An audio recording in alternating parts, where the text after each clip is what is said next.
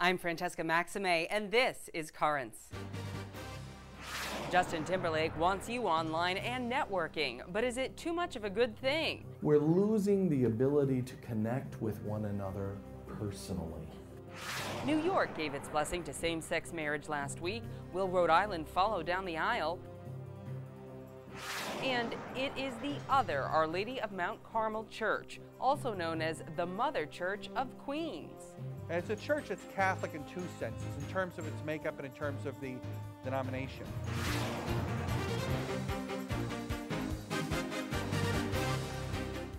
Well, good evening, and thank you so much for joining us. Matt McClure has the night off.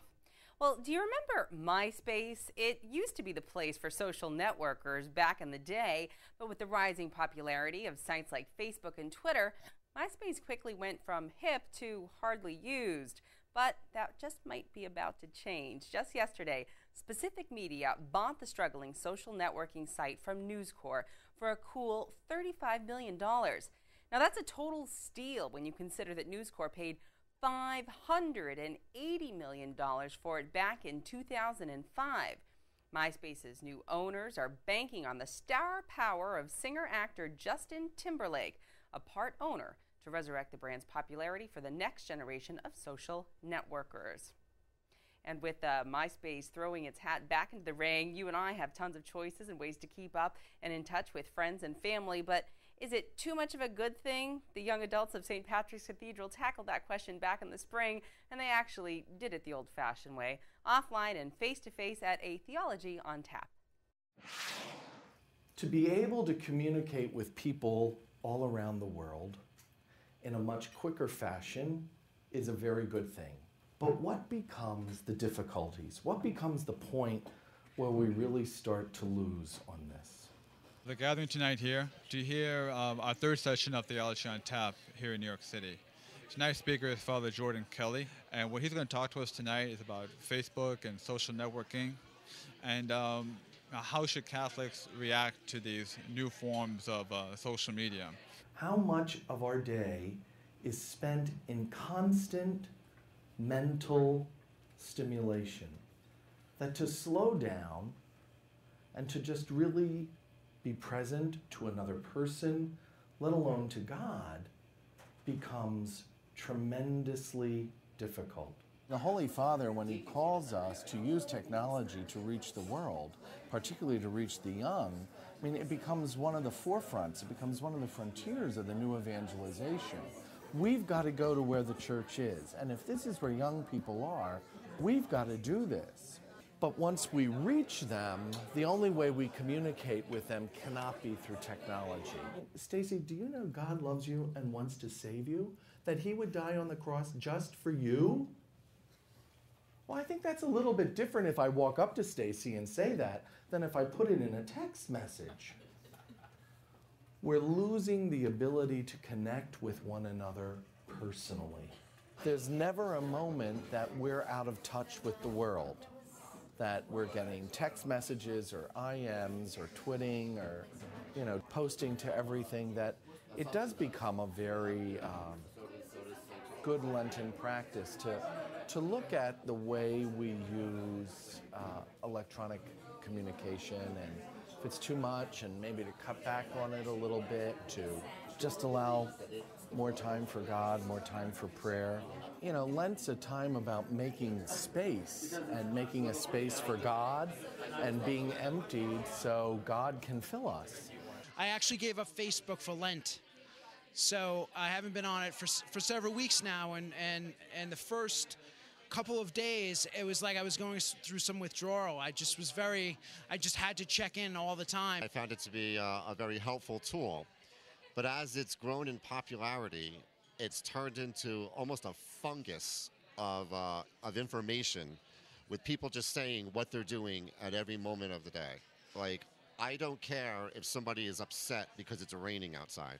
I wanted to keep my promise, and I wanted to, during Lent, and I wanted to stay off it. So since then I've stayed off it, and I've prayed, and I've been off it, and I can honestly say I don't miss it. It's a nice feeling to not always be plugged in, and to allow a little bit of interior silence to happen. So I'll keep that going. What we want to talk about tonight is really finding the balance so technology works for us, and yet we can be in touch with who we are, be in touch with one another, and most importantly, be in touch with God.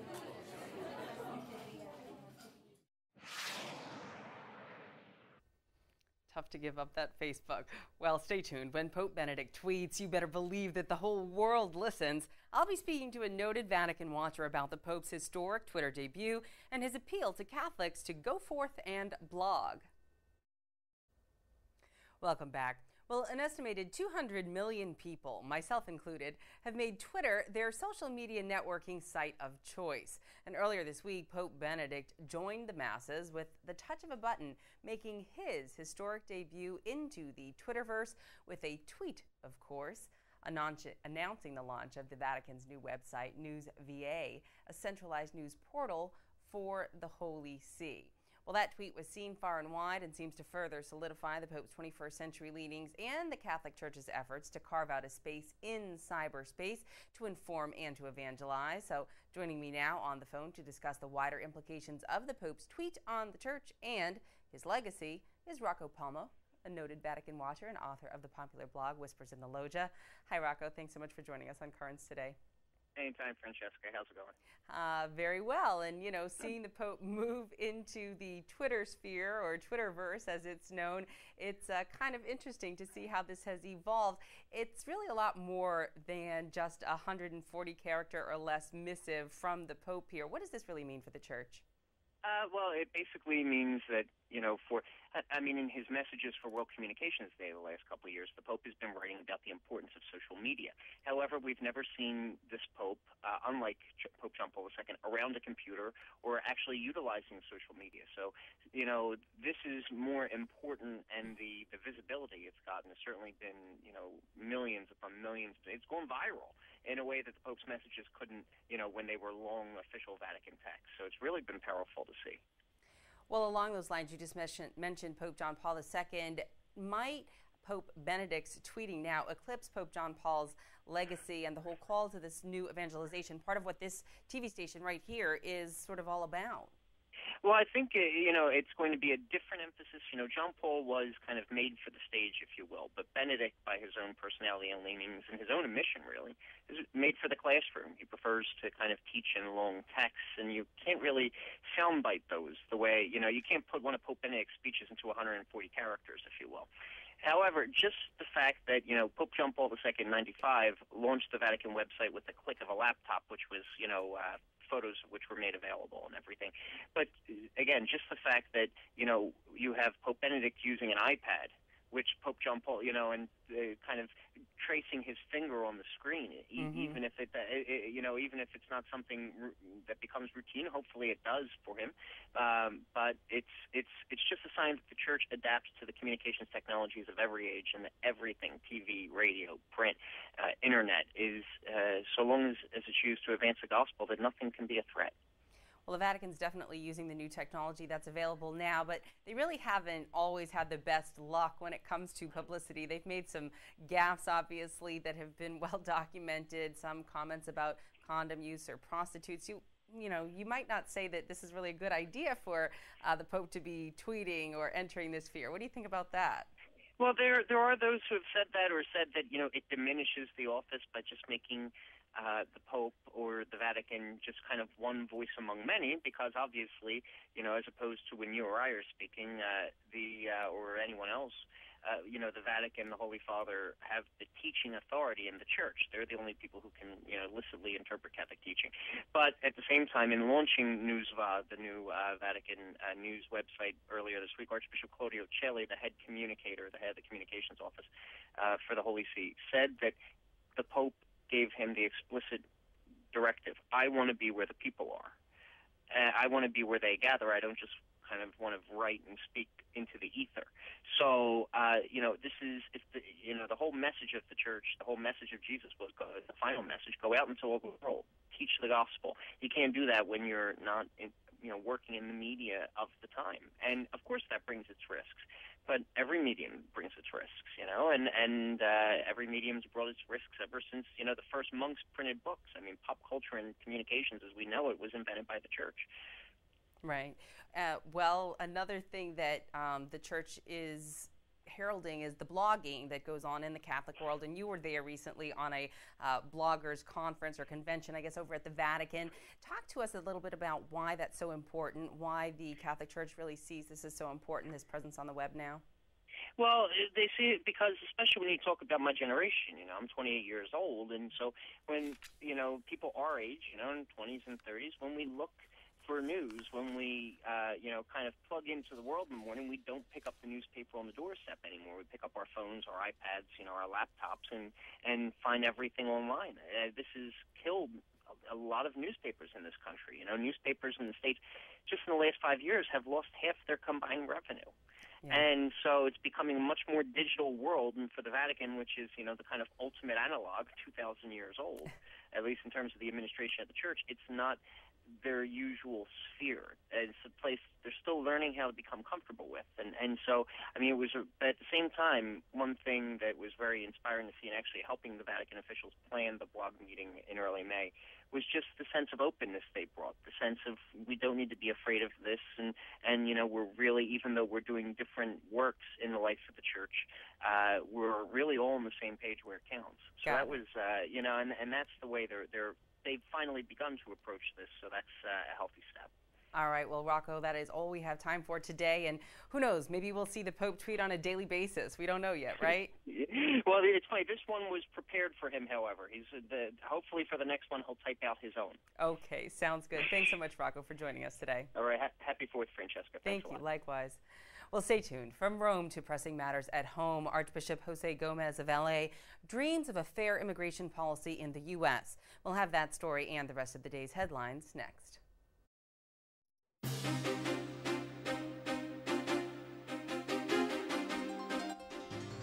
Welcome back to Currents. I'm Francesca Maxime. Coming up in just a bit, the rise of the church in Queens and the history of a vibrant parish. But first, let's have a look at the day's headlines. At a White House reception yesterday to mark Pride Month, President Barack Obama reiterated his opposition to what he referred to as the so-called Defense of Marriage Act, or DOMA. The legislation defines marriage as the union of one man and one woman and gives states the right to not recognize same-sex marriages performed elsewhere. I've long supported efforts to pass a repeal through Congress. Until we reach that day, my administration is no longer defending DOMA in the courts. The law is discriminatory. It violates the Constitution. It's time for us to bring it to an end. Well, back in February, President Obama instructed the Justice Department to no longer defend DOMA, a decision that Bishops' Conference President Archbishop Timothy Dolan called a, quote, alarming and grave injustice. Meanwhile, Rhode Island Senate has become the latest to pass legislation legalizing same-sex civil unions. The bill passed by a vote of 21 to 16. Before the vote, senators had the opportunity to explain their positions. From hospital visitation rights and medical decision-making powers, equal state tax treatment, we have moved one step in the right direction to ensuring that individuals receive equal rights and protections under the law. I'm going to vote against this bill, and it's because I believe that every American is equal under the law. While the bill now heads to Governor Lincoln Chafee's desk, Governor Chafee says that he would sign it into law. Well, Providence Bishop Thomas Tobin expressed his disappointment with that vote. He called the concept of civil unions, quote, a social experiment that promotes an immoral lifestyle. In other news from Rhode Island, it may be 166 years too late, but a Catholic man has finally received a pardon. On Wednesday, Governor Chafee signed the official pardon for Irish immigrant John Gordon, who was hanged on Valentine's Day back in 1845 for murder. According to reports, Gordon's trial came during a time of intense anti-Catholic prejudice. The sentencing judge reportedly told jurors to give more weight to the Yankee witness than to Irish witnesses. Meanwhile, another push for the DREAM Act comes courtesy of Archbishop Jose Gomez, who chairs the Bishops' Conference Committee on Migration. Archbishop Gomez sent a statement to a Senate subcommittee urging it to advance the stalled measure. The legislation, it provides a legal path to citizenship for undocumented immigrants who are brought to the U.S. as children and attend college or join the military. Closer to home, Archbishop Timothy Dolan has lit the first virtual prayer candle on St. Patrick's Cathedral's new website. In a statement, Dolan said that he was delighted that people anywhere will be able to share a virtual connection to the cathedral. Dolan also lit a real candle in the cathedral to represent all the virtual prayer candles. Well, the outgoing president of Peru has formally opened the Christ of the Pacific Monument. The statue of Jesus with outstretched arms stands 123 feet tall, including the pedestal. It stands on a hill in Peru's capital city of Lima. Now, reports say the Peruvian president, Alan Garcia, spent more than $36,000 of his very own money to help pay for that statue. And Pope Benedict commemorated the 150th anniversary of the Vatican's newspaper, L'Osservatore Romano. In a message to L'Osservatore's director, Benedict wrote that the paper stands out as a, quote, newspaper of ideas. The Pope called the paper a source not just of information, but of formation as well. Well, stay tuned. There's much more Currents coming up. When we return, it's a trip through the pages of history for one of the oldest parishes in Long Island. This year is the 170th anniversary of the foundation of the parish and the 140th anniversary of the building of the parish church.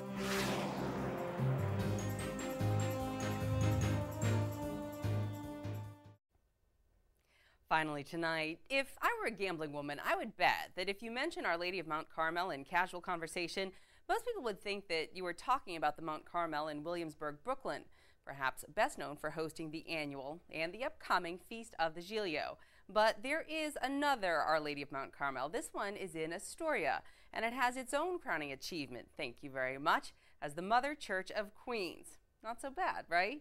And now the Queens Mount Carmel, one of the oldest churches in Long Island, well, they're in the midst of celebrating their 170th anniversary.